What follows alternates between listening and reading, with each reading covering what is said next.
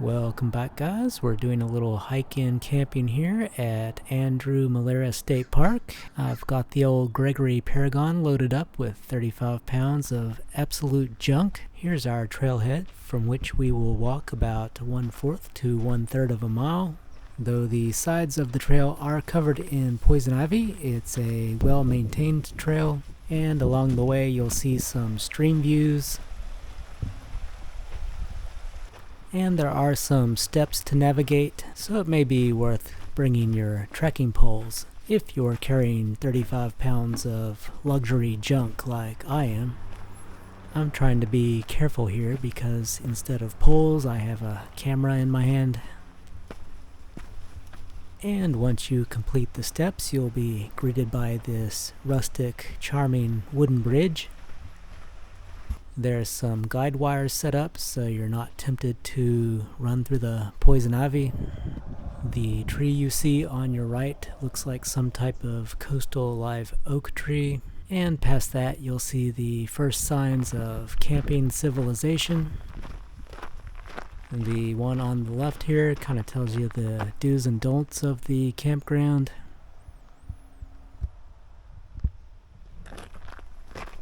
And on the right you'll start to see sites 1, 2, and 3, which are for bike packing and backpacking only.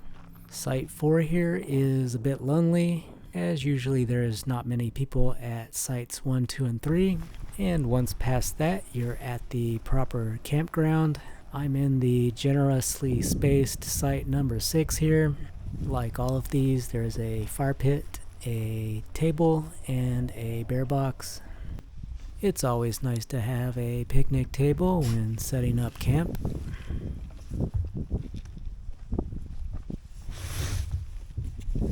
I did manage to find a nicely sized rock to pound in my tent stakes.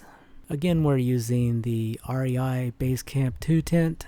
This Big Agnes Repeat SL sleeping pad has been through multiple seasons now, and it's just as comfortable and warm as ever.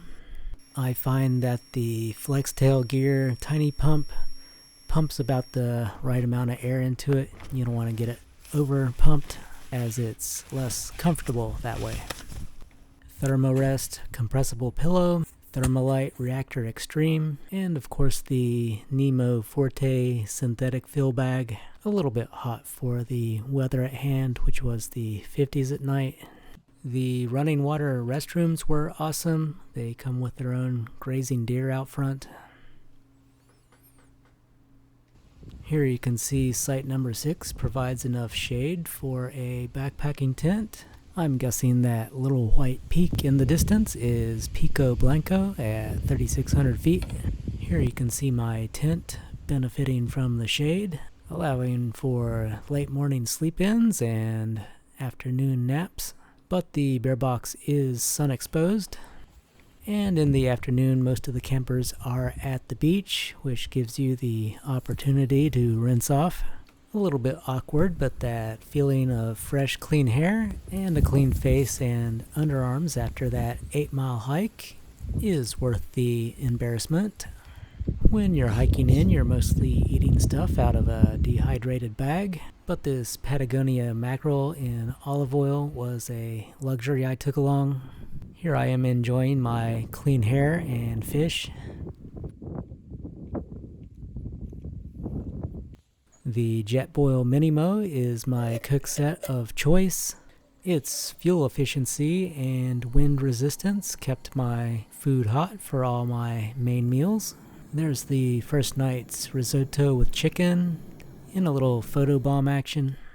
The second night I stepped it up a bit with a Jetboil Summit skillet, where I sauteed some peppers to add to my Santa Fe rice and beans with chicken bag. The spatula is designed to angle up as it rests on the table or ground. The final results made a happy camper. For backpacking lighting, I have the Black Diamond Spot 400R, and I have this BioLite Alpenglow mini lantern. And if you tend to fall asleep with your lantern running, I also recommend bringing a power bank. This packable light lights up the tent quite nicely. Here's what it looks like through the no-see-um mesh. I think this is on full brightness, but you can dim it, and theoretically it can run 40 hours on the dimmest setting. The collared LED cycling setting provides a relaxing visual ambiance, perfect for podcast listening and whatnot. These A10 Pro wireless earbuds were able to go all weekend without needing charged. It almost felt like fall time in Andrew Molera, with all the browns and yellows and reds I saw on the trails, and perhaps a few other callers lounging around as well. I went ahead and strapped my tent to the outside of my Paragon for the walk back to the car, and with all my provisions spent, my pack did look a little sad, but all good weekends must come to an end. I give the Andrew Molera Hike-In Campground a 5 out of 5. The distance from the parking lot discourages the party crowd. No one bothered my belongings in my tent or bear box when I was out hiking. And the surrounding trails were well maintained and had lots of handsome scenery to peer upon. Alright folks, that's the hike-in trip, so take care and we'll see you on the next one.